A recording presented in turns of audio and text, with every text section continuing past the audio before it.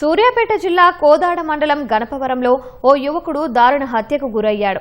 గణపవరానికి చెందిన బలుగూరి గణేష్ బెంగళూరులో hotel management course పూర్తి చేసి నెల క్రితమే గ్రామానికి వచ్చాడు. స్నేహితులతో బయటకు వెళ్లిన యువకుడు ఆ తర్వాత ఇంటికి రాలేదు.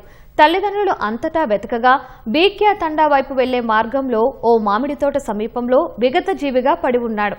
కాళ్లు చేతులు కట్టేసి క్రూరంగా గొంతు కోసి చంపారని సూర్యాపేట ఎస్పీ నరసింహ తెలిపారు.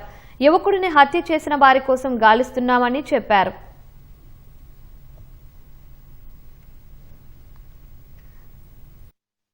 ఇంటికి వెళ్ళి డిన్నర్ చేసి మళ్ళీ వాళ్ళ ఇంట్లో నేను టెంపుల్ దగ్గరకు వెళ్తున్నాను అని చెప్పి రావడం జరిగింది. ఆ తర్వాత మార్నింగ్ వాళ్ళ నాయన మైసయ్య చూస్తే ఇంట్లో అబ్బాయి లేకపోవడంతో ఇక్కడ అక్కడ వెతకగా సో విలేజ్ అవుట్స్కట్స్లో ఇతని ఆనవాళ్ళు ఉన్నటువంటి బాడీ ఉన్నట్టు గుర్తించి ఇమీడియట్లీ పోలీస్ తెలియజేస్తే పోలీస్ టీమ్స్ ఇమీడియట్లీ విజిట్ చేసినాయి.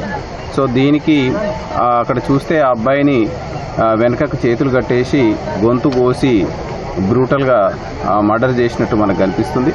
సో దీన్ని we are taking serious action. So దీనిలో మనం fingerprints teams, dog squads teams, అదేవిధంగా సైంటిఫిక్ ఎవిడెన్సు, అదేవిధంగా physical evidence and technical evidence వీటన్నిటిని మనం క్షుణ్ణంగా పరిశీలిస్తున్నాం.